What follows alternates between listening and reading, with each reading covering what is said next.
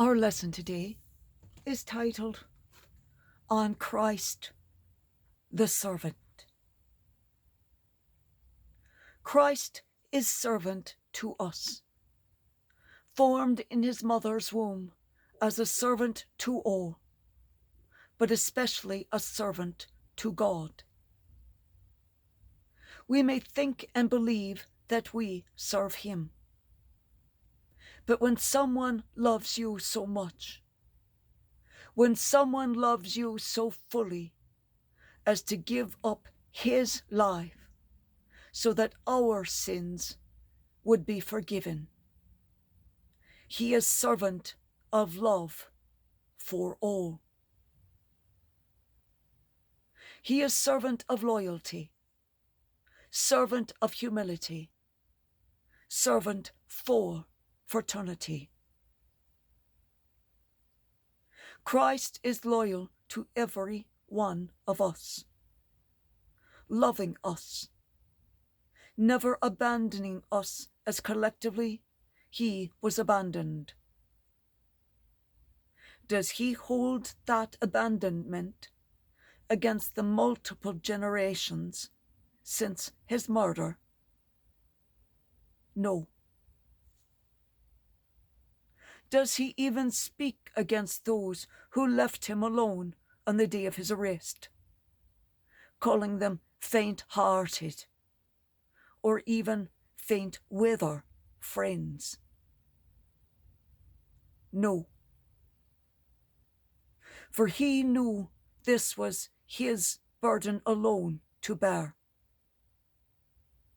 Though he asked, "Father, if possible that this cup may pass me, let it.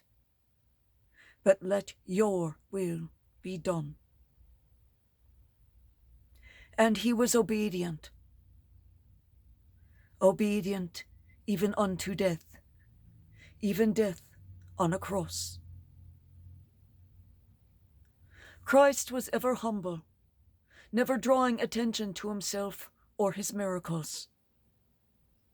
You'll recall he actually told each and every beneficiary of his miracles to speak of this to no one and go home and tell no one what has happened.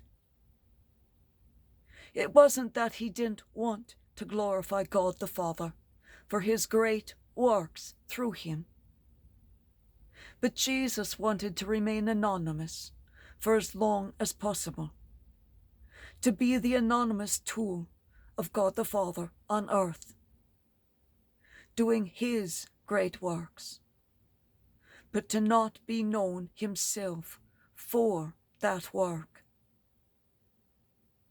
But that is impossible when one does such great things as raising the dead 4 times, giving sight to the blind 5 times, healing the crippled and the lame, at least 5 times documented, healing those sick from unknown causes for decades, 3 times in front of crowds, and the scores upon scores upon scores of those with demonic possessions that he ended. As if these things and their family and the village would not be immediately noticed. Go home and tell no one what has happened. As if. Jesus, servant for fraternity. Is Jesus working as our brother, always in brotherhood to all people? He wanted forever and always to be thought of as one, a part of the company, not one separate and apart. He was to become the one who formed all into the one body, the one faith through him and his death. But he still and forever remains our brother, a part of each of us, each of our families, And with this brother, he is ever with you, ever at your side. He doesn't walk or stand behind you in support of your activities, in support of your thoughts. No, Jesus Christ is at your side for every single step. When you stumble, he prevents you from hitting the ground.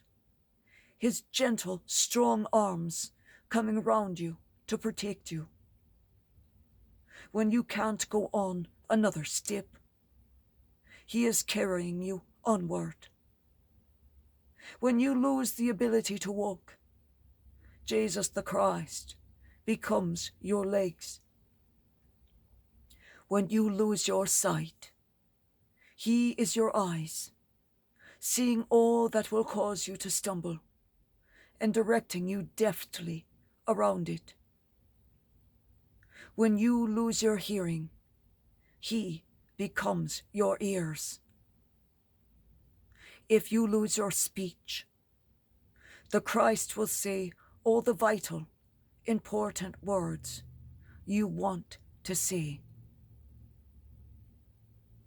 As your servant brother, so humble, loyal, and forever loving, Jesus died for you and for me and for each of us, so that in his final act as a human servant, he gave his life so that all of our sins would be forgiven us.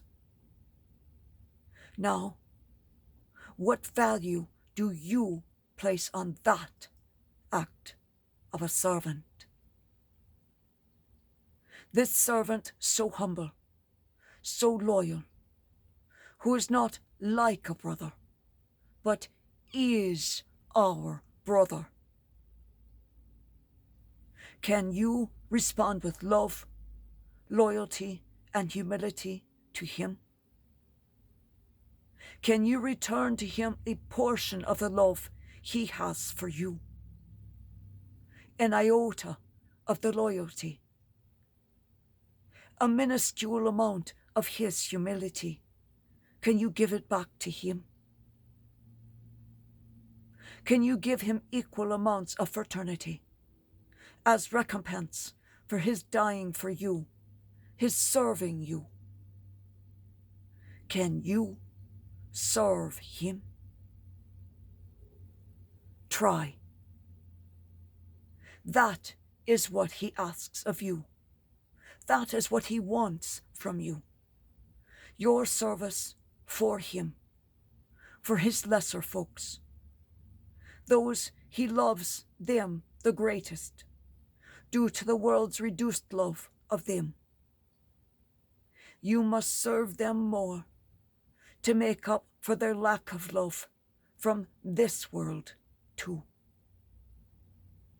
Go out now and find a way to serve them, to show your love for Christ and of Christ.